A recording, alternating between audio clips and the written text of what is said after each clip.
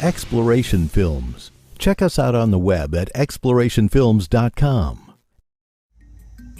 You look at the animals, and you can't have a partially functional liver or pancreas or lung. It either functions or it doesn't function.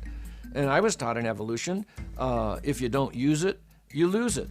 All right, well, how do you use a partially formed pancreas? You either have to have the whole thing there with everything working, or it doesn't work. Now, some people bring up, oh yes, but what about the appendix? We don't really need the appendix.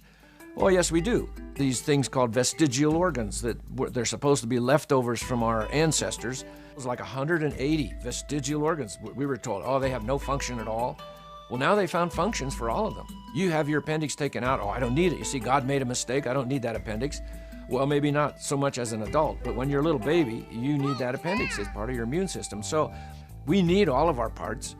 God made them all. They all have to work in harmony with each other. How do you get that with just mindless, random chance processes? Over how many billions of years would you need? It's impossible. There would not be enough time, let alone the information needed to make those things work like they work. Check out this car. This is the Jaguar XJR. Oh, so sweet. A mere $82,000, but it is loaded. Supercharged, liquid intercooled V8 engine. She generates nearly 400 horsepower. That means she's fast. Faster than a Corvette.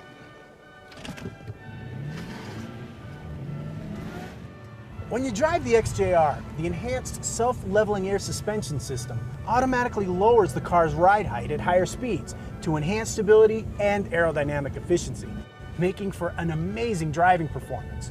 Just one of the amazing features that makes this car one of the most impressive in the world. It's obvious that this car has been designed, each part created to work together perfectly, so I can travel from one point to the other in style. Wish it were mine.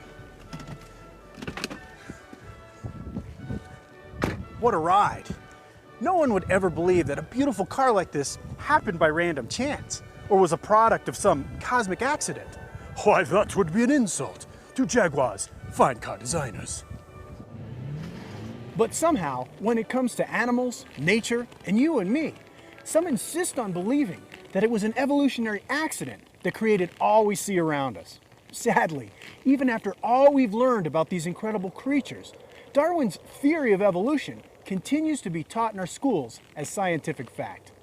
But is the theory of evolution science? We put that question to Dr. Martin.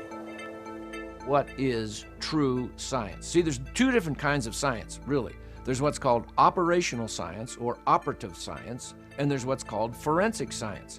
Now, operational science is what we can do in the lab. We can do it, and I can do it, and you can do it, and we'll mix the same things together. We'll come up with the same results if we do it right.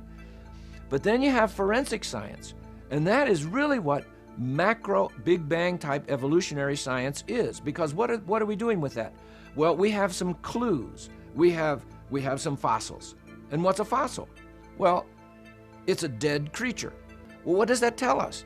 Well, it doesn't really tell us anything, except when you look with your worldview glasses, and you're looking through your worldview, and you've already decided, I think the universe is old.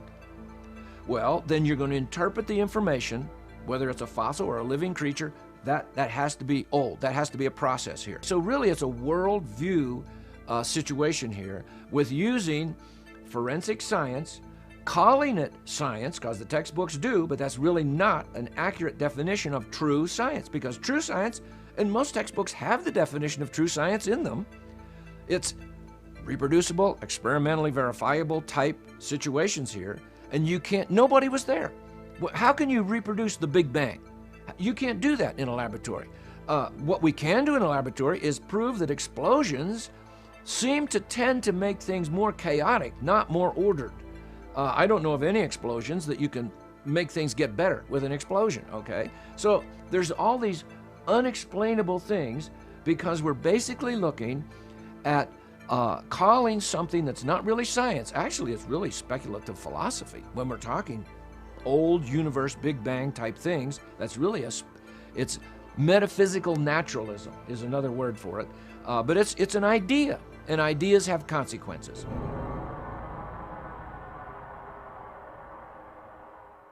Exploration Films, where curious truths and uncommon minds meet.